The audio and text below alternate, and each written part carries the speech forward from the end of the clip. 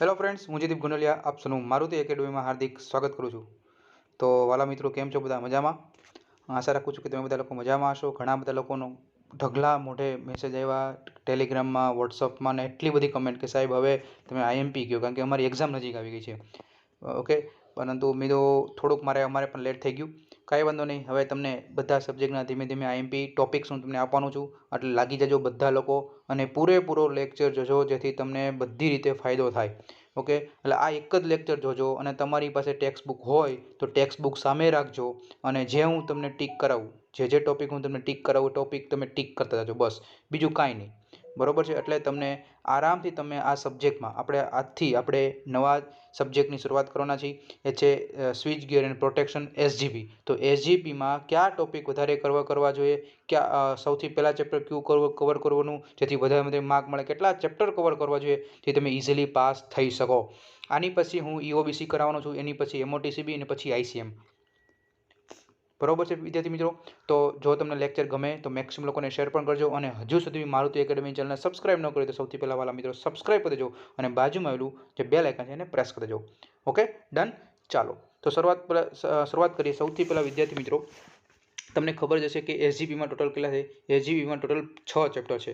Okay, total કેટલા ભાઈ? 6 chapter છે। ટોટલ કેટલા? 6 ચેપ્ટર છે વિદ્યાર્થી મિત્રો। આ 6 ચેપ્ટર છે, એમાં સૌથી પહેલું ચેપ્ટર છે એ છે એલિમેન્ટ્સ ઓફ પ્રોટેક્શન, એટલે કે પ્રોટેક્શનના તત્વો। તો વિદ્યાર્થી મિત્રો, આ પહેલું ચેપ્ટર છે એ 8 માર્કનું ચેપ્ટર છે। કેટલા ભાઈ? 8 માર્કનું। જે બીજું ચેપ્ટર છે એ બીજું ચેપ્ટર છે 15 માર્કનું। જે ત્રીજું ચેપ્ટર છે એ છે 15 માર્કનું। ચોથું ચેપ્ટર છે એ પણ 15 માર્કનું। જે પાંચમું ચેપ્ટર છે એ છે 12 માર્કનું અને છેલ્લું ચેપ્ટર છે 5 માર્કનું। તો વિદ્યાર્થી મિત્રો, તમે અહીંયા જો હું તમને શું કહેવા જઈ રહ્યો છું, જો સ્માર્ટ મહેનત કરો, ઓકે, આપણે આખી ચોપડી કવર કરશો, તમે જો આ સબ્જેક્ટમાં એ ગ્રેડ લાવવો હોય તો આરામથી પણ એ ગ્રેડ તમે લાવી શકો છો। સૌથી પહેલાં વિદ્યાર્થી મિત્રો, સૌથી પહેલાં તમે ચેપ્ટર નંબર 1 કમ્પ્લીટ કરી નાખો અને જે હું તમને ટોપિક ટીક કરાવું છું એ ટોપિક તમે કરી નાખો કમ્પ્લીટ। પછી તમે વિદ્યાર્થી મિત્રો, પહેલું ચેપ્ટર જેવું પતે એટલે તમે ડાયરેક્ટ પછી બીજું ચેપ્ટર લેજો। બીજું ચેપ્ટર કયું છે ભાઈ? બીજું ચેપ્ટર એ છે પ્રોટેક્ટિવ રિલે। કયું છે? Protective relay. 15 માર્કનું છે કે રિલે કેટલા પ્રકારની છે, શું છે, બધી ડિટેલ્સ અને 3 ચેપ્ટર। વિદ્યાર્થી મિત્રો, સૌથી પહેલાં 3 ચેપ્ટર સૌથી પહેલાં કરજો કમ્પ્લીટ।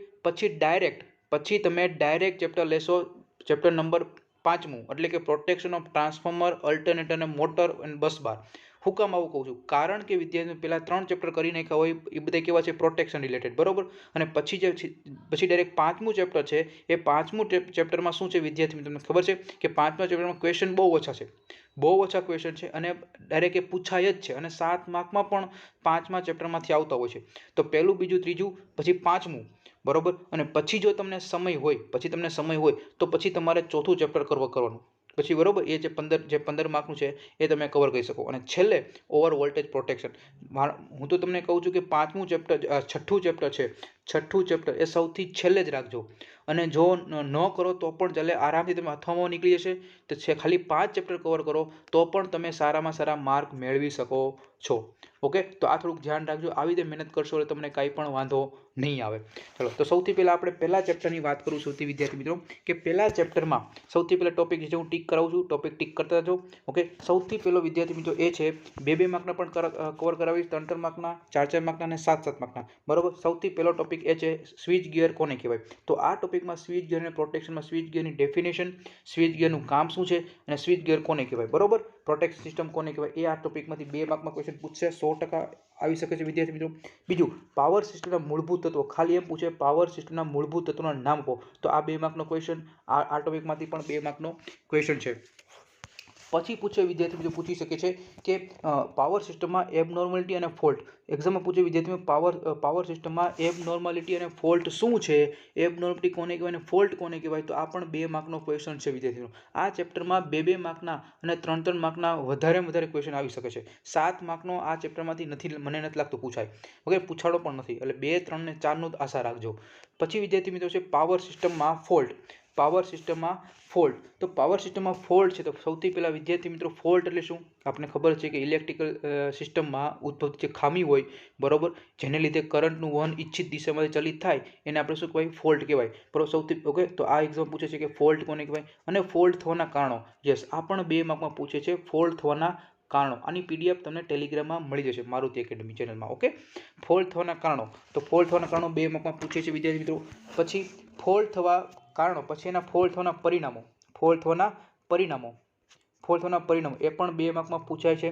પછી એક્ઝામમાં એક વખત એવું પૂછવાનું હતું વિદ્યાર્થી મિત્રો કે સૌથી વધારે ફોલ્ટ કયા ઇક્વિપમેન્ટમાં થાય છે? ટકાવારી જણાવો. તો વિદ્યાર્થી મિત્રો એક નાનું આવું એક ટેબલ હશે તમારે, અલગ અલગ પ્રકારના ફોલ્ટ તમને ખબર જ છે, overhead line, underground cable, switch gear, transformer. તો એમાં સૌથી વધારે ફોલ્ટ કોનામાં થાય છે? ઓવરહેડ લાઇનમાં. ઓકે, 50% જેટલા. પછી અંડરગ્રાઉન્ડ 10%, પછી સ્વિચ ગિયર 15%. તો આ ખાલી ધ્યાન રાખજો, સૌથી વધારે યાદ રાખી લો અને સૌથી ઓછામાં ઓછું યાદ રાખો, બસ. બીજું કંઈ યાદ રાખવાની જરૂર નથી.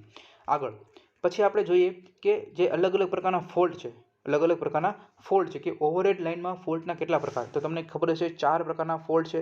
કેટલા વિદ્યાર્થી મિત્રો? 4 પ્રકારના ફોલ્ટ. LG, બરોબર, LLG, પછી LL અને ટ્રિપલ L. બરોબર છે. હવે એમાં સૌથી વધારે ક્યાં થાય, સૌથી ઓછા ક્યાં થાય? બરોબર છે. અને એની પહેલાં સૌથી પહેલાં વિદ્યાર્થી 2 માર્કમાં, આ તો 2 માં પૂછે જ છે, ઓવરહેડ લાઇનમાં ફોલ્ટના પ્રકાર. 4 પોઈન્ટ અને 2 માર્ક. પછી સિમેટ્રિકલ અનસિમેટ્રિકલ ફોલ્ટ કોને કહેવાય? સિમેટ્રિકલ અનસિમેટ્રિકલ ફોલ્ટ 2 માર્કનો ક્વેશ્ચન. અને એબનોર્માલિટી અને ફોલ્ટ એ તો મેં તમને સમજાવી દીધું, બરોબર. એ જ પાછું એબનોર્માલિટી ફોલ્ટ વચ્ચેનો તફાવત પણ પૂછી શકે છે.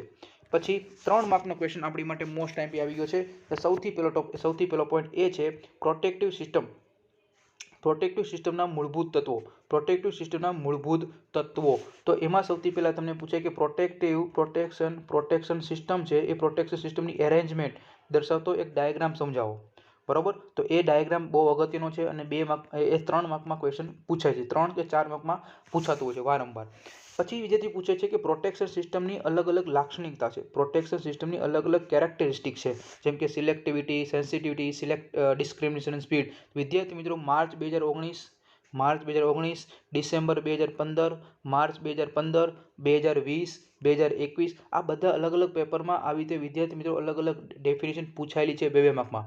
ઓકે, બહુ અગત્યનું વિદ્યાર્થી મિત્રો આ જે ટોપિક છે એક તમે કવર કરી જવા જ જોઈએ બીજા ચેપ્ટરમાંથી, પહેલા ચેપ્ટરમાંથી. પછી વિદ્યાર્થી મિત્રો ટોપિક આવે છે એ છે પ્રોટેક્શન ઝોન. તો પ્રોટેક્શન ઝોનમાંથી કાંઈ કવર કરવાનું નથી, માત્ર ને માત્ર એટલું યાદ રાખો, બ્લાઇન્ડ સ્પોટ. શું વિદ્યાર્થી મિત્રો? આમાં પ્રોટેક્શન ઝોનમાં એક ડેફિનેશન આવે છે બ્લાઇન્ડ સ્પોટ. લખી દઉં છું, બ્લાઇન્ડ સ્પોટ. એ વિદ્યાર્થી તમે ખાલી એકવાર યાદ રાખી લેજો, બ્લાઇન્ડ સ્પોટ કોને કહેવાય. કારણ કે 2 માર્કમાં એટલું જ પૂછે, બ્લાઇન્ડ સ્પોટ કોને કહેવાય, બસ એટલું જ પૂછશે, બીજું કાંઈ નહીં પૂછે.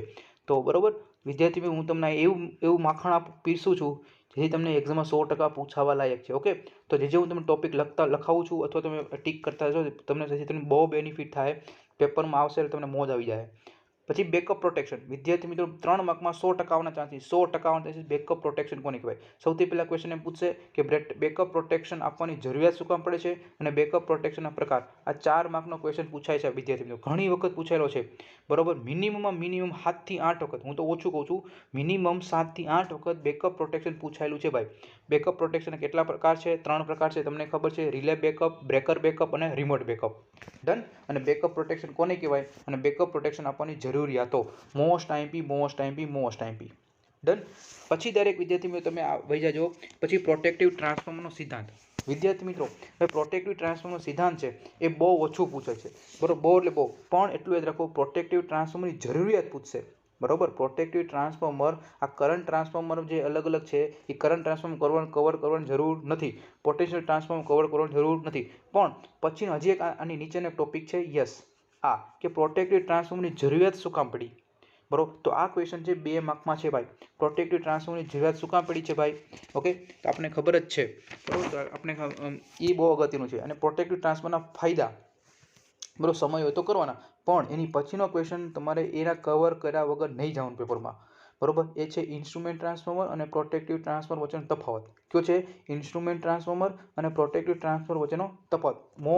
મોસ્ટ આઈએમપી અત્યાર સુધી 10 થી 12 વખત આ જીટીયુના પેપરમાં પૂછેલું છે, ઇન્સ્ટ્રુમેન્ટ ટ્રાન્સફોર્મર અને પ્રોટેક્ટિવ ટ્રાન્સફોર્મર વચ્ચેનો તફાવત. ડન. પછી વિદ્યાર્થીનો બીજો તફાવત એ પૂછેલો છે, એ છે સીટી અને પીટી.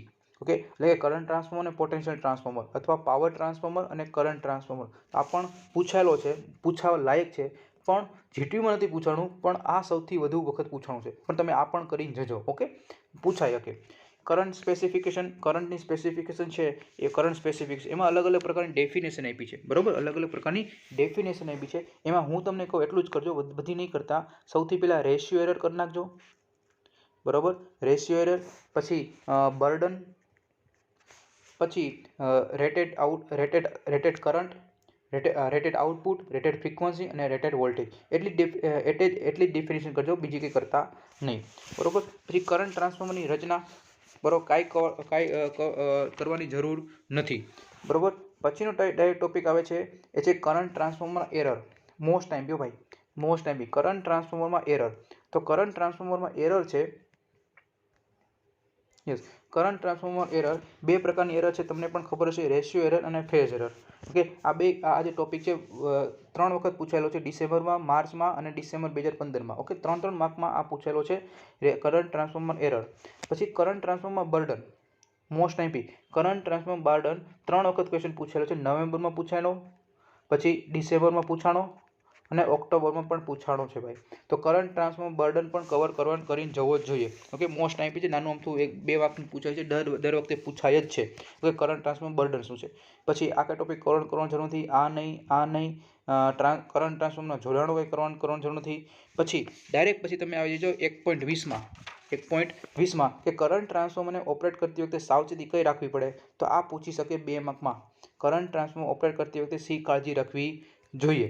બરોબર, પછી પોટેન્શિયલ ટ્રાન્સફોર્મર આખું તમે સ્કીપ કરવું હોય તો કરી શકો. વિદ્યાર્થી મિત્રો, બહુ ઓછા ક્વેશ્ચન પૂછાના છે અને આમ જોઈએ તો એમાંથી પૂછાણું જ નથી, એટલે તમે સ્કીપ કરી શકો છો અને અથવામાં પણ પૂછી શકે.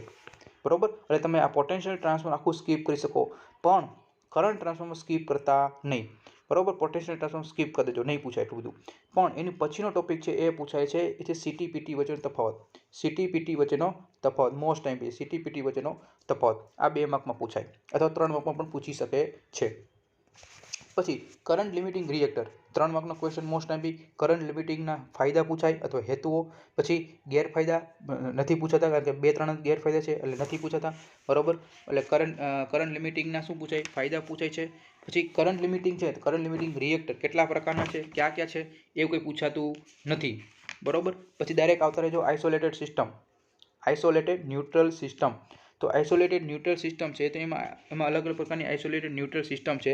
એમાં સૌથી અગત્યનો પોઈન્ટ છે એ છે ન્યુટ્રલ સિસ્ટમના ફાયદાઓ. ક્યાંક છે, હું તમને મોસ્ટ ટાઈમ ટીક કરાવું છું વિદ્યાર્થી મિત્રો.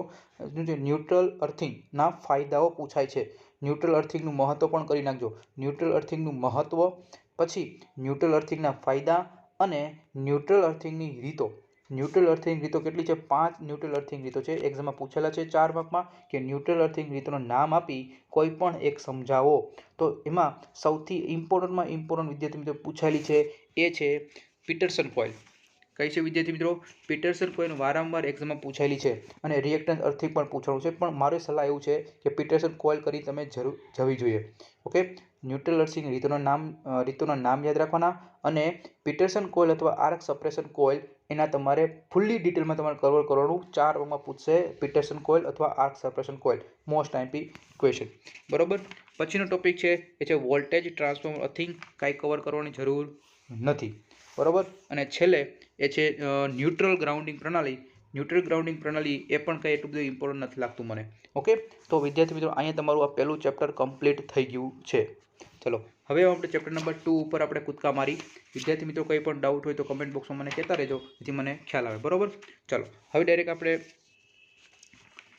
ચેપ્ટર નંબર 2 કે જે સર્કિટ ઇન્ટરપ્રિટ ડિવાઇસ, કે હવે પછીના ચેપ્ટર છે 2, 3 ને 4 એ 15 માર્કના ચેપ્ટર છે. એટલે ખાસો એવું પૂછાશે. 7 માર્કનો પણ ક્વેશ્ચન આ 3 ચેપ્ટરમાંથી પૂછાય. 4 માર્કમાં મેક્સિમમ પૂછી શકે, 3 માર્કમાં પણ પૂછાય. બરોબર, તો સૌથી પહેલા વિદ્યાર્થી મિત્રો આઇસોલેટર. બરોબર, તો ખાલી ડેફિનેશન તમે યાદ રાખી લેવાની કે આઇસોલેટર કોને કહેવાય. આઇસોલેટર શું છે? આઇસોલેટર ખબર છે, એક એર બેગ પ્રકારની સ્વિચ છે કે જે નો લોડ ઉપર કામ કરે છે. બરોબર, તમને ખબર જ હશે. તો આ વસ્તુ ધ્યાન રાખવાની છે. આઇસોલેટરના એટલું યાદ રાખો. આઇસોલેટરના પ્રકાર, બે એક્ઝામમાં પૂછે કે આઇસોલેટરના પ્રકાર કેટલા છે. તો વર્ટિકલ બ્રેક પ્રકાર, હોરિઝોન્ટલ અને વર્ટિકલ પેન્ટોગ્રાફ પ્રકાર. બરોબર, ખાલી નામ યાદ રાખજો, વધારે ડીપમાં કંઈ પૂછાતું નથી. બરાબર. એમાં પછી ડાયરેક્ટ તમને ટીક કરાવું છું, એ છે તફાવત. યસ, જો સ્વિચ અને સર્કિટ બ્રેકર વચ્ચેનો તફાવત, સ્વિચ અને આઇસોલેટર વચ્ચેનો તફાવત, આઇસોલેટ અને સર્કિટ બ્રેકર વચ્ચેની તફાવણી, ફ્યુઝ અને સર્કિટ બ્રેકર અને આઇસોલેટ અને સર્કિટ બ્રેકરની જે વચ્ચેનો ઇન્ટરલોકિંગ અને સાચી ઓપરેશન સિક્વન્સ છે. તો વિદ્યાર્થી મિત્રો આ કેવા 2.6 છે એ મોસ્ટ આઈએમપી ટોપિક છે ભાઈ. ઓકે, આ જે તફાવત મેં તમને કીધા અલગ અલગ પ્રકારના તફાવત, એ તફાવત 2 માર્કમાં અથવા 3 માર્કના તફાવત પૂછાય છે, અને ન પૂછાય તો હવે પૂછી શકે છે. બરોબર છે, કારણ કે અલગ તો કાઢવું પડે. બરોબર. પછીનો ટોપિક એ છે આઇસોલેટર અને સર્કિટ બ્રેકર. આઇસોલેટર અને સર્કિટ બ્રેકર વચ્ચેની સાચી ઇન્ટરલોકિંગ સિસ્ટમ. સાચી ઇન્ટરલોકિંગ સિસ્ટમ કે સર્કિટ બ્રેકર ઓપન કરતી વખતે સૌથી પહેલાં શું ઓપન કરવું અને સર્કિટ ક્લોઝ કરતી વખતે સૌથી પહેલાં મારે શું કરવું. તો એ બહુ ઇમ્પોર્ટન્ટ છે, 2 માર્કમાં પૂછી શકે છે. પછી ડાયરેક્ટ ફ્યુઝ. તો ફ્યુઝમાં વિદ્યાર્થી મિત્રો ફ્યુઝ અંગેના જે અલગ અલગ પદ છે, ફ્યુઝ અંગેના અલગ અલગ ટર્મ્સ છે. તો ફ્યુઝમાં સૌથી પહેલો ટોપિક છે એ છે સૌથી બધી ડેફિનેશન કવર કરવા જરૂર નથી. એમાં હું જે તમને કવર કરાવું એ ખાલી ડેફિનેશન કરજો. એક છે મિનિમમ ફ્યુઝિંગ કરંટ. મિનિમમ લખી નાખો તમારી બુકમાં, મિનિમમ ફ્યુઝિંગ કરંટ. તો આ ડેફિનેશન કવર કરી નાખજો, મિનિમમ ફ્યુઝિંગ કરંટ. પછી છે ફ્યુઝિંગ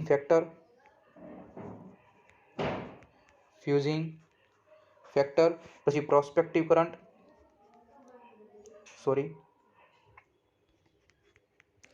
કઈ છે તમે લખતા જજો વિદ્યાર્થી મિત્રો. ઓકે, પછી પ્રોસ્પેક્ટિવ કરંટ. પછી છે કટ ઓફ કરંટ. અને પછી છે ટોટલ આર્કિંગ ટાઈમ. આટલી ડેફિનેશન છે વિદ્યાર્થી મિત્રો, એ ડેફિનેશન કવર કરીને જવી જોઈએ તમારે. બરોબર, એટલી ડેફિનેશન. ફ્યુઝિંગ ફેક્ટર તો મોસ્ટ આઈપી છે, પ્રોસ્પેક્ટિવ કરંટ પણ આઈપી છે, અને એટલે તમે કવર કરીને જજો. બરોબર. પછી છે વિદ્યાર્થી ફ્યુઝના પ્રકાર. બરોબર, ફ્યુઝના પ્રકાર કાંઈ એકવાર વાંચી લેજો, મને લાગતું પૂછાય પણ એકવાર જોઈ લેવા. બરોબર. પછી ડાયરેક્ટ વિદ્યાર્થી મિત્ર આવતા રહ્યો તમે, એ છે અલગ અલગ પ્રકારના ફ્યુઝ છે, અલગ અલગ કાર્ટીજ પ્રકારના છે, ડી પ્રકારના, લિંક પ્રકારના. બરોબર, એટલા બધા કંઈ પૂછાતા નથી, પણ ડાયરેક્ટ તમે આવી જાઓ વિદ્યાર્થી તો એ છે HRC ફ્યુઝ. ક્યાં છે વિદ્યાર્થી મિત્રો? ડાયરેક્ટ આવતો રહ્યો HRC ફ્યુઝમાં. બરોબર, HRC ફ્યુઝ ડાયરેક્ટ વિદ્યાર્થી ટોપિક બહુ ઇમ્પોર્ટન્ટ છે, જે એક્ઝામમાં પૂછે છે. HRC ફ્યુઝનો એનો ડાયાગ્રામ, HRC ફ્યુઝની સૌથી પહેલાં ફૂલ ફોર્મ લખવાનું, પછી HRC ફ્યુઝમાં એનું કાર્ય, એની અને રચના. આ જે ટોપિક છે બહુ મોસ્ટ આઈપી છે, એટલું જ પૂછાશે. બરોબર. પછી એમાં છે હાઈ કેપેસિટી HRC ફ્યુઝ, તો એ કવર કરવાનું છે. એની પછી કેરેક્ટરિસ્ટિક HRC ફાયદા, ગેરફાયદા, ફાયદા, ઉપયોગો. બરોબર, એટલા ટોપિક કવર કરીને જવાના છે. ડન. ચાલો.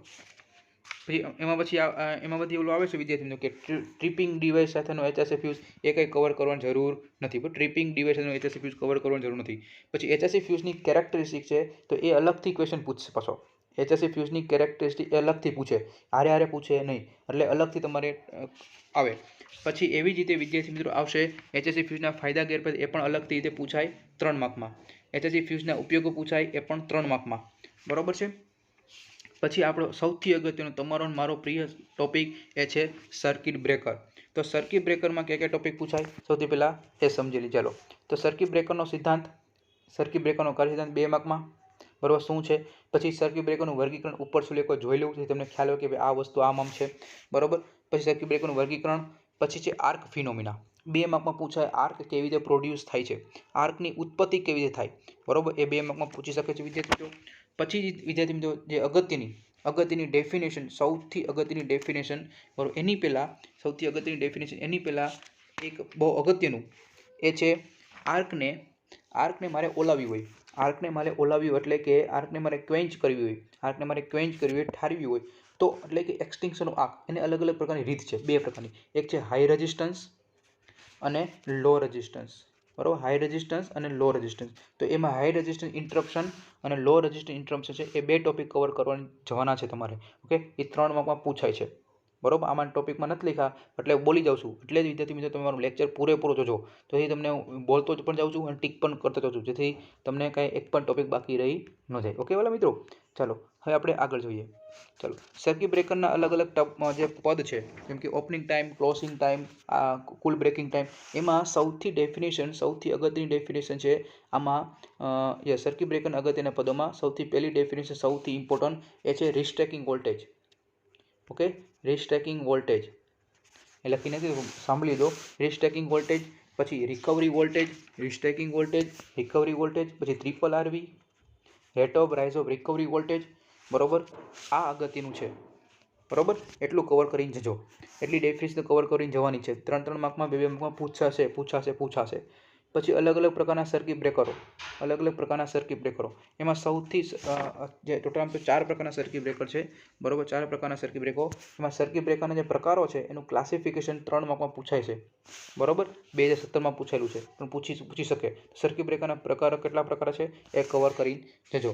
એમાં સૌથી અગત્યનું, વિદ્યાર્થી મિત્રો, મારા મત મુજબ એ લોકો પૂછવું હોય, બરોબર, ઘણા બધા સર્કિટ બ્રેકર છે, પણ એ લોકો શું કરે છે ખબર વિદ્યાર્થી, એ છે સૌથી અગત્યનું એર બ્લાસ્ટ સર્કિટ બ્રેકર. એનો મોસ્ટ ટાઈમ એનું ફેવરિટ છે એર બ્લાસ્ટ સર્કિટ બ્રેકર. બરોબર, ઠીક કરી દો તમને. Yes, air blast circuit breaker સૌથી અગત્યનું. પછી છે સલ્ફર હેક્ઝાફ્લોરાઇડ સર્કિટ બ્રેકર, એટલે કે SF6 સર્કિટ બ્રેકર. તો બહુ અગત્યનું છે ભાઈ. સૌથી વધુ કાં તો SF6 પૂછાય, કાં તો એર બ્લાસ્ટ સર્કિટ બ્રેકર પૂછવાની સંભાવના 100% છે. અને જો એ ન પૂછાય તો એનું ફેવરિટ પછીનું સર્કિટ બ્રેકર એ છે વેક્યુમ સર્કિટ બ્રેકર. તો વિદ્યાર્થી મિત્રો, એનો મતલબ એમ થયો તમારે 3 સર્કિટ બ્રેકર, 4માંથી 3 સર્કિટ બ્રેકર તો કવર કરીને જવા જ જોઈએ. એક તો એર બ્લાસ્ટ સર્કિટ બ્રેકર, બીજું SF6 સર્કિટ બ્રેકર, અને પછી વેક્યુમ સર્કિટ બ્રેકર. ડન. પછી 3 માર્કમાં વિદ્યાર્થી મિત્રો પૂછાય સર્કિટ બ્રેકરના રેટિંગ. તો એમાં મહત્વના 2 પ્રકારના રેટિંગ છે, સિમેટ્રિકલ બ્રેકિંગ કેપેસિટી અને એસિમેટ્રિકલ બ્રેકિંગ કેપેસિટી. બરોબર, કેપેસિટીની વાત કરીએ. આમ જોઈએ તો રેટિંગ તો 3 પ્રકારના છે. બરોબર, રેટિંગ તો 3 પ્રકારના કહેવાય: બ્રેકિંગ કેપેસિટી, મેકિંગ કેપેસિટી અને શોર્ટ ટાઈમ કેપેસિટી. બરોબર, તો એમાંથી વિદ્યાર્થી મિત્રો આમાંથી 3 માર્કમાં ડેફિનેશન પૂછાય કે મેકિંગ કેપેસિટી કોની કહેવાય અને બ્રેકિંગ કેપેસિટી કોની કહેવાય, સૂત્રના આધારે સમજાવો. તો એમાંથી 3 માર્કમાં ક્વેશ્ચન પૂછી શકે. બરોબર, પછી ડાયરેક્ટ વિદ્યાર્થી મિત્રો આવતા રહ્યો ઓટો રિક્લોઝર. બરોબર, એક વખત પૂછવાનો છે, એક જ વખત ક્વેશ્ચન પૂછવાનો છે. બરોબર, એટલું બધું પૂછવા લાયક નથી, પણ એક વખત ઉપર છેલ્લું જોઈ લેજો ઓટો રિક્લોઝર વિશે. ઓટો રિક્લોઝર એક ટોપિક ખાલી ઉપર છેલ્લું જોઈ લેજો. બરોબર, પછી સર્કિટ બ્રેકરનું ટેસ્ટિંગ નથી કરવાની જરૂર. પછી સૌથી અગત્યનું છે HVDC સર્કિટ બ્રેકર. 3 માર્કમાં કાં તો 4 માર્કમાં 100% પૂછાવાના ચાન્સીસ ભાઈ.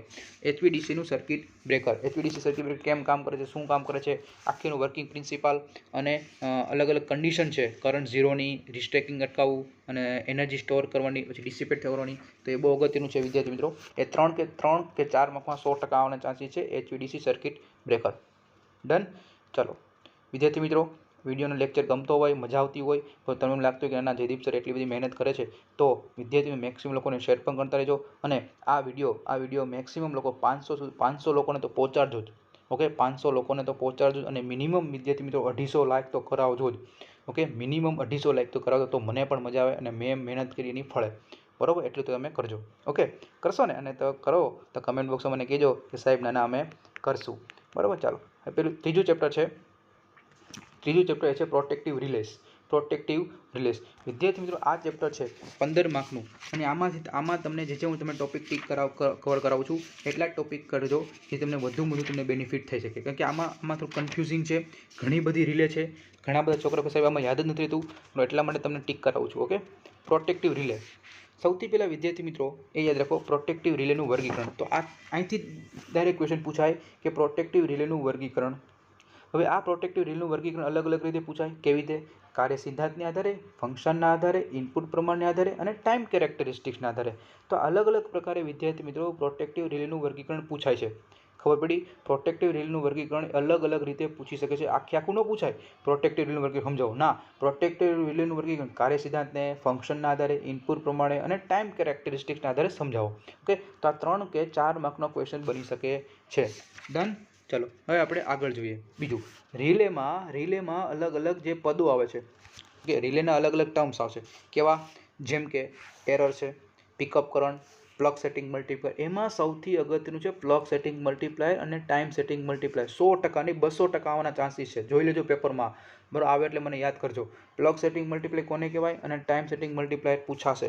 કરંટ સેટિંગ, પછી પિકઅપ કરંટ, બરાબર. પછી પછી છે વિદ્યાર્થી મિત્રો ઓવરરીચ અને ફ્લેગ. ઓકે, ઓવરરીચ આ પણ એક્ઝામમાં પૂછે વિદ્યાર્થીઓ, ઓવરરીચ કોને કહેવાય. ઓકે, તો આ બહુ અગત્યનું છે, એ કરીને જજો. બરાબર છે. પછી આ ચેપ્ટરમાંથી ન્યુમેરિકલ્સ પણ આવે છે. બરાબર છે. તો એ પ્લગ સેટિંગ મલ્ટીપ્લાય ફાઇન્ડ કરવાના તમારે ન્યુમેરિકલ્સ પૂછે છે. જો તમને ન્યુમેરિકલ્સ નથી આવડતા, જો તમને ન્યુમેરિકલ્સ ન આવડે તો પછી મને કમેન્ટ બોક્સમાં કહેજો, તો હું તમને એનો નાનો તો 15-20 મિનિટનો વિડીયો બનાવી આપીશ, તો પ્લગ સેટિંગ મલ્ટીપ્લાય દાખલા તમને ગણાવી દઈ. બરાબર, જે પૂછાયેલા હોય છે એવા. ચલો ડન. ચલો આગળ જોઈએ. પછી છે વિદ્યાર્થી મિત્રો એ છે પ્રોટેક્ટિવ રિલેના પ્રકાર. હવે પ્રોટેક્ટિવ રિલે અલગ પ્રકારની પ્રોટેક્ટિવ રિલે છે. બરાબર. Electromagnetic attraction relay. સૌથી પહેલાં છે ઇલેક્ટ્રોમેગ્નેટિક એટ્રેક્શન રિલે. તો આ ઇલેક્ટ્રોમેગ્નેટિક એટ્રેક્શન રિલેમાં 3 પ્રકારની છે. એ છે એટ્રેક્ટેડ, આર્મેચર પ્રકાર, સોલેનોઇડ પ્રકાર અને બેલેન્સ બીમ. એમાં સૌથી વિદ્યાર્થી મિત્રો એ છે બેલેન્સ બીમ. બરાબર. તો બેલેન્સ બીમ છે એ બહુ અગત્યનું વિદ્યાર્થી મિત્રો છે. તો એ બેલેન્સ બીમ છે રિલે એ કવર કરીને જજો. બરાબર. એટ્રેક્ટિક આર્મેચર પ્રકારનું રિલે એટલું બધું કંઈ પૂછવા લાયક નથી, મને નથી લાગવું, પણ આખું પૂછી પણ શકે. ઇલેક્ટ્રોમેગ્નેટિક એટ્રેક્શન રિલે આખું ન પૂછે, પણ એમાંથી તમને એક ટોપિક પૂછાય. ત્રણ રિલેમાંથી એક રિલે પૂછી શકે. 3 રિલેમાંથી એક રિલે પૂછે, અને એમાં સૌથી વધુ અગત્યનું એ છે વિદ્યાર્થી મિત્રો બેલેન્સ્ડ બીમ રિલે. બરાબર. તો આ ટોપિક બેલેન્સ બીમ રિલે તમે કરીને જજો. ચલો હવે આપણે નેક્સ્ટ ટોપિક ઉપર જોઈએ. Electro induction relay. સૌથી અગત્યની વિદ્યાર્થી આ તો કવર કરીને જજો ભાઈ. ઇલેક્ટ્રો ઇન્ડક્શન તો પૂછાય. ઇલેક્ટ્રોમેગ્નેટિક ઇન્ડક્શન રિલે એમાં કોઈ પણ પૂછી શકે છે. બરાબર. એમાં સૌથી પહેલું એ છે શેડેડ પ્રકાર. શું છે? શેડેડ પ્રકારનું પૂછી શકે છે. પછી વોટ અવર મીટર પ્રકારનું ઇન્ડક્શન રિલે પૂછી શકે છે. અને એક વખત વિદ્યાર્થી મિત્રો પૂછાણી હતી, એ છે induction cup relay. Induction cup relay. તો ઇન્ડક્શન કપ રિલે પણ કરીને જજો. બરાબર છે. ચાલો પછી ગેસ ઓપરેટ રિલે. એ તો તમને નાનપણથી તમે ભણતા આવ્યા છો. બરાબર, મને કંઈ સમજાવવાની જરૂર નથી. ગેસ ઓપરેટેડ રિલે એક જ પ્રકારની છે, એ છે બુકોઝ રિલે. તમને આવડતી જશે. બરાબર. ગેસ ઓપરેટ રિલે એટલે કે બુકોઝ રિલે મોસ્ટ આઈએમપી છે.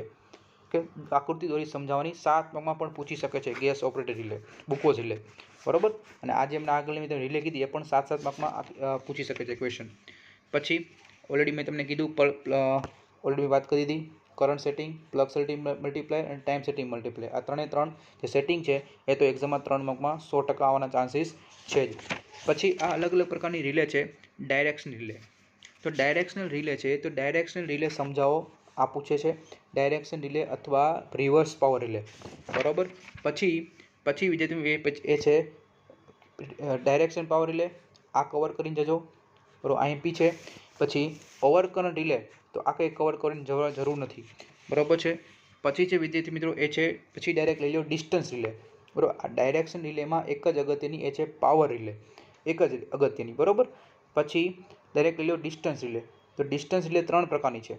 બરાબર. ઇમ્પિડન્સ રિલે, રિએક્ટન્સ રિલે અને મોહ રિલે. આ 3 રિલે કવર કરીને જજો વિદ્યાર્થી મિત્રો. એ લોકોનું જીટીનું કંઈ નક્કી નથી ક્યારે કેવું પૂછાય. ડિસ્ટન્સ રિલેમાં 3 રિલે મારા મત મુજબ તમારે કવર કરવી જરૂરી છે. એમાં સૌથી અગત્યની જો કહું, મોહ રિલે. બરાબર. સૌથી અગત્યની છે મોહ રિલે. એનો ડાયાગ્રામ 7 માર્કમાં 100% આવવાના ચાન્સીસ છે. પછી નેગેટિવ ફેઝ સિક્વન્સ રિલે. 4 માર્કમાં 100%. બરાબર. અને સ્ટેટિક રિલે. તો સ્ટેટિક રિલેના વિદ્યાર્થી માત્ર ને માત્ર ફાયદા અને ગેરફાયદા, બીજું કાંઈ પૂછાતું નથી. બરાબર. ફાયદા અને ગેરફાયદા અને એનો જે ડાયાગ્રામ છે, બરાબર, અલગ ડાયાગ્રામ કે જે અલગ પ્રકારની સ્ટેટિક રિલે છે. બરાબર. આમાં અલગ કહેવાય. સ્ટેટિક ઓવરકન રિલે છે, પછી ટાઈમ ઓવરકન રિલે, ડાયરેક્શન ઓવરકન રિલે. એ તમારે કવર એકવાર જોઈ લેજો. બરાબર. Micro processor base relay. બરાબર. માત્ર વિદ્યાર્થી મિત્રો સ્ટેટિક રિલેમાં હું તમને એટલું જ કહું છું, સ્ટેટિક રિલેમાં માત્ર ફાયદા ગેરફાયદા, બસ, બીજું કાંઈ નહીં. અને માઇક્રો પ્રોસેસર બેઝ રિલે છે. એનો આખો ડાયાગ્રામ સહિત આખું માઇક્રો પ્રોસેસર બેઝ રિલે છે. આખું એ સમજાવવાનું છે. એ 4 માર્કમાં. અને એટલે કે એનો જનરલાઇઝ ડાયાગ્રામ છે. એ જનરલાઇઝ ડાયાગ્રામ પણ કવર કરીને જજો. બરાબર. કે એ પૂછાય છે જનરલાઇઝ ડાયાગ્રામ. ચલો પછી રિલેનું ટેસ્ટિંગ નથી કરવાનું ભાઈ. રિલેનું ટેસ્ટિંગ કવર કરવાનું નથી, નહીં કરતા. એક્ઝામમાં નથી પૂછાતું. બરાબર. આપણે એસજીપીમાં નથી પૂછાતું. બરાબર. પછી એમઓટીસી એમાં તો પૂછાય છે. ચલો ડન. તો અહીંયા આપણું ત્રીજા ચેપ્ટરનું આપણે ખાતમો કરી નાખ્યો છે. ચલો હવે આપણે ચોથા ચેપ્ટર ઉપર જઈએ. ચોથું ચેપ્ટર છે એ છે ટ્રાન્સમિશન લાઇન એન્ડ ફીડરનું protection of transmission line and feeder. તો વિદ્યાર્થી મિત્રો આમાં સૌથી અગત્યનું છે ટ્રાન્સમિશન લાઇનના પ્રોટેક્શનની અલગ અલગ રીત સમજાવી, કોઈ પણ એક સમજાવો. એમાં સૌથી કેટલા પ્રકારની રીત છે વિદ્યાર્થી? 3 પ્રકારની રીત છે. ટાઈમ ગ્રેડેડ, કરંટ ગ્રેડેડ અને ડિસ્ટન્સ પ્રોટેક્શન. બરાબર, ટાઈમ ગ્રેડેડ, કરંટ ગ્રેડેડ અને ડિસ્ટન્સ પ્રોટેક્શન. એમાં સૌથી અગત્યનું વિદ્યાર્થી મિત્રો એ છે તમારે કે એમાં સૌથી પ્રકારનું કયું છે એમાં છે non directional time graded protection system. બરાબર, વિદ્યાર્થીઓમાં 4 માર્કમાં 100% પૂછાઈ શકે. Non directional time graded protection system, આકૃતિ દોરી એના ફાયદા અને ગેરફાયદા સમજાવો. મોસ્ટ ટાઈમ છે વિદ્યાર્થી મિત્રો, એક્ઝામમાં 100% આવશે. પછી એવી જ રીતે non directional current graded system, તો આ પણ 4 માં પૂછાય. બરાબર, non direction time graded, non direction current graded.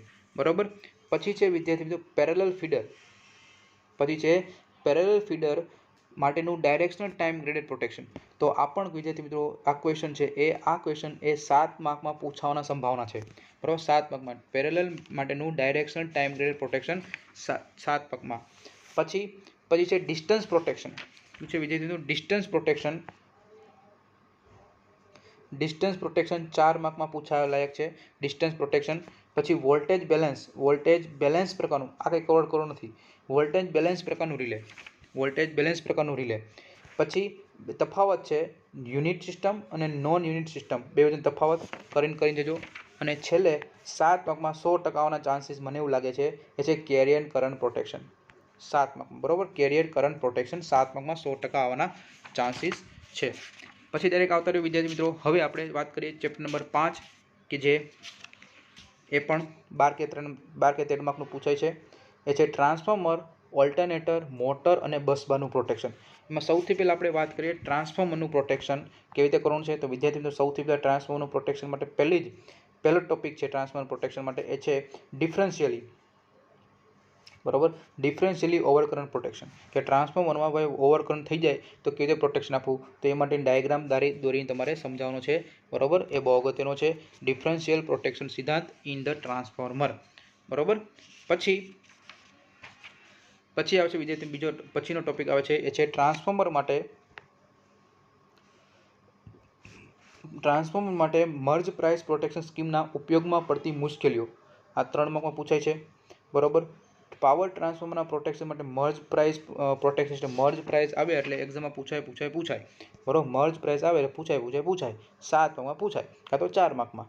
બરાબર, પાવર ટ્રાન્સફોર્મરના પ્રોટેક્શન માટે મર્જ પ્રાઇસ પ્રોટેક્શન સિસ્ટમ 7 માર્કમાં પૂછાવાની સંભાવના છે. બરાબર, એવી જ રીતે 7 માર્કમાં પૂછાય bias difference relay, most time બી ભાઈ. બરાબર, કાં તો આ કાં તો ઓલું. બરાબર, પછી વિદ્યાર્થી મિત્રો પછી જોઈ લો કોર બેલેન્સ પ્રકારનું અર્થફોલ પ્રોટેક્શન. બરાબર, આ 3 માર્કમાં પૂછાય. બરાબર, કોર બેલેન્સ પ્રકારનું અર્થફોલ પ્રોટેક્શન. રેસ્ટ્રિક્ટેડ પૂછવાનું નથી લાગતું. સંયુક્ત નહીં. બુકો એટલે ઓલરેડી મેં તમને આગળ ટીક કરાવી દીધું. બરાબર છે. પછી અલ્ટરનેટરમાં સમય હોય તો અલ્ટરનેટરમાં કઈ પ્રકારની ખામી અને એના ફોલ્ટ થાય છે એ એકવાર જોઈ લેજો, એક્ઝામમાં પૂછાય. બરાબર, 3 માર્કમાં. પાવર સિસ્ટમમાં કાર્ય કરતા જનરેટરમાં થતી એબનોર્માલિટી, ફોલ્ટ અને તેની અસરો. બરાબર, પણ એના કરતાં વિદ્યાર્થી મારું એવું કહેવું છે કે એનો તમે આ કરી નાખજો.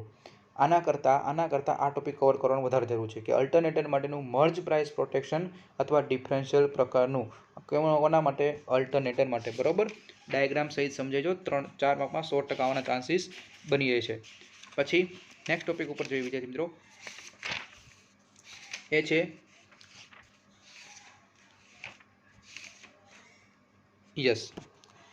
અલ્ટરનેટરની જે ડિફરન્શિયલ રિલે છે, અનબેલેન્સ લોડ સામે અલ્ટરનેટરનું નેગેટિવ ફેઝ સિક્વન્સ પ્રોટેક્શન. તો આ 2018માં પૂછેલો ક્વેશ્ચન છે અને હજી પણ પૂછાઈ શકે વિદ્યાર્થી મિત્રો. નાનું આમ તો ડાયાગ્રામ દ્વારા સમજાવવાનું છે તમારે, તો એ પણ 3 માર્કમાં 100% આવવાના ચાન્સીસ બની શકે. બરાબર, પછી વિદ્યાર્થી મોટરનું પ્રોટેક્શન. તો મોટરના પ્રોટેક્શનમાં ખાલી માત્ર એટલું યાદ રાખો કે મોટર પ્રોટેક્શનની જરૂરિયાતો, પછી મોટર પ્રોટેક્શનના એબનોર્માલિટી અને ફોલ્ટ, અને પછી મોટર પ્રોટેક્શન છે તો મોટર પ્રોટેક્શનમાં અલગ પ્રકારની જે રીતો છે, પ્રોટેક્શનની રીત, એ ખાલી એકવાર જોઈ લેજો. બરાબર, ઓકે, ડન. પછી છે બસબારનું પ્રોટેક્શન. બસ બારનું પ્રોટેક્શન વિદ્યાર્થી મિત્રો, એમાં બસ બારનું પ્રોટેક્શન બે જ પ્રકારના પ્રોટેક્શન છે બસ બારમાં. એ બે કવર કરીને જજો વિદ્યાર્થી મિત્રો. 100% ચાન્સીસ છે બસ બારનું ફ્રેમ લીકેજ અને બસ બાર માટેનું સર્ક્યુલેટ કરંટ પ્રોટેક્શન. આ બેમાંથી એક ક્વેશ્ચન તમે જોઈ લેજો, તમારા પેપરમાં હશે જીટીયુના પેપરમાં બેમાંથી એક ટોપિક તો હશે જ. બરાબર, બસ બારના પ્રોટેક્શનમાં આ કવર કરીને જજો. બરાબર વિદ્યાર્થી મિત્રો, ચલો હવે આપણે લાસ્ટ એન્ડ ફાઇનલ ચેપ્ટર ઉપર જઈએ છીએ. એ છે ઓવર વોલ્ટેજ પ્રોટેક્શન. છેલ્લું ચેપ્ટર, બરાબર, ઓવર વોલ્ટેજ પ્રોટેક્શન. વિદ્યાર્થી મિત્રો, ઓવર વોલ્ટેજ પ્રોટેક્શનમાં સૌથી પહેલું પૂછાય 2 માર્કમાં વોલ્ટેજ સર્જ કોને કહેવાય. વોલ્ટેજ સર્જ કોને કહેવાય. પછી ઓવર વોલ્ટેજના કારણો જણાવો. ઓવર વોલ્ટેજના કારણો બે પ્રકારના છે, બાહ્યને લીધે અને આંતરિકને લીધે. 2 માર્કમાં 3 માર્કમાં પૂછાય વિદ્યાર્થી મિત્રો, અને આ છે 2 માર્કમાં પૂછાય. કયું કે ભાઈ વોલ્ટેજ સર્જ કોને કહેવાય. પછી આગળ જોઈએ કે અલગ અલગ વીજળી કેમ થાય છે ને એવું કંઈ પૂછાતું નથી. બરાબર, પછી ડાયરેક્ટ લઈ લો વોલ્ટેજ, ઓવર વોલ્ટેજની અસરો. કે ઓવર વોલ્ટેજ થાય તો શું થાય, તો ઓવર વોલ્ટેજને લીધે કે અલગ અલગ પ્રકારની અસર થાય છે. બરાબર, ડાયરેક્ટ સ્ટ્રોકને લીધે, ટ્રાવેલિંગ વેવને લીધે 2 પ્રકારની અલગ અલગ અસર થાય છે. તો 2 માર્કમાં પૂછી શકે. પછી લાઇટનિંગ સામે પ્રોટેક્શન મારે આપવું હોય, જ્યારે વીજળી પડે છે તો મારે પ્રોટેક્શન આપવું હોય તો શું કરવું, તો એની માટે તમારે અર્થિંગ સ્ક્રીન રાખવી પડે. પછી બરાબર છે, ગ્રાઉન્ડ વાયર રાખવો પડે. તો એ તમારે આ ટોપિકમાં આવશે. સમય હોય તો કવર કરીને જજો. બરાબર, છેલ્લે કહું છું. બરાબર, બાકી પછી ડાયરેક્ટ આવતો રહ્યો લાઇટનિંગ એરેસ્ટર. લાઇટનિંગ એરેસ્ટર, તો લાઇટનિંગ એરેસ્ટર કેટલા પ્રકારના છે વિદ્યાર્થી મિત્રો, એ પણ પૂછી શકે છે. લાઇટનિંગ એરેસ્ટર ટોટલ 8 પ્રકારના છે. બરાબર, એમાં એમ જ પૂછે લાઇટનિંગ એરેસ્ટર કેટલા પ્રકારના, તો તમે નામ આપી દેવાનું. બરાબર, એમાં તમને પર્ટિક્યુલર તો ન પૂછે. બરાબર, પણ મારા મત મુજબ ખાલી છે, મારા મત મુજબ તમે એક કયો કવર કરી દેજો ખબર છે. યસ, એક હોર્ન ગેપ અને એક છે થાઇરાઇડ પ્રકારનો. બરાબર, હોર્ન ગેપ અને થાઇરાઇડ પ્રકારનો જે એરેસ્ટ છે એ કવર કરીને જજો. બરાબર, પછી સર્જ એબ્ઝોર્બર. શું છે સર્જ એબ્ઝોર્બર વિદ્યાર્થી મિત્રો, એક્ઝામમાં 100% પૂછાશે. બરાબર, સર્જ એબ્ઝોર્બર અને ઇન્સ્યુલેશન કોર્ડિનેશન. બરાબર, ઇલેક્ટ્રોસ્ટેટિક આપણે અલગ અલગ પ્રકારના જે એરેસ્ટર છે. બરાબર, લાઇટનિંગ એરેસ્ટર ન કરો તો ચાલે, પણ સર્જ એબ્ઝોર્બર કવરિંગ જજો, અને એવી રીતે ઇન્સ્યુલેશન કોર્ડિનેશન એ પણ કવર કરીને જજો. ડન. તો વિદ્યાર્થી મિત્રો, અહીંયા આપણે આ આખું એસજીપી આખો સબ્જેક્ટ કે જેના મોસ્ટ આઈમ્પી ટોપિક, બરાબર, જીટીયુમાં પૂછાવા લાયક બધા જે મેં ટીક કરી દીધા. સાથે સાથે હું બોલતો પણ ગયો છું, અને આની પીડીએફ આપણી ચેનલમાં મળી જશે, ટેલિગ્રામ ચેનલમાં, એટલે ચિંતા નહીં કરતા. અને આશા રાખું છું કે તમે એસજીપીમાં હજી બાકી હશે તો તમે આ ટોપિક કવર કરી લીધા હશે તો તમને 100% જીટીયુમાં તમને ફાયદો થશે. બરાબર છે વિદ્યાર્થી મિત્રો, તો મેક્સિમમ લોકોને શેર પણ કરતા રહેજો, અને મારુતિ એકેડેમી ચેનલને સબસ્ક્રાઈબ કરી દેજો. બરાબર, જેથી તમને નવા વિડીયો મળતા રહે. ડન. અને આની પછી આપણો લેક્ચર આવશે, એ છે ઈઓબીસી. તો ઈઓબીસીમાં કયા ટોપિક ઇમ્પોર્ટન્ટ છે, કયા ટોપિક કવર કરવા જોઈએ, કયા ટોપિક ન કવર કરવો જોઈએ, જેથી તમને વધુમાં વધુ તમે માર્ક મેળવી શકો. ડન. એસજીપીમાં તમને ગમ્યું હોય તો મને કહેજો કે સાહેબ આવી રીતે બધા સબ્જેક્ટનું કવર કરાવજો, જેથી મને ખબર પડે કે તમારે શેની જરૂર વધારે છે. ડન. ચલો અહીં સુધી લેક્ચર રાખીએ. ત્યાં સુધી bye, take care, see you soon, wish you all the best.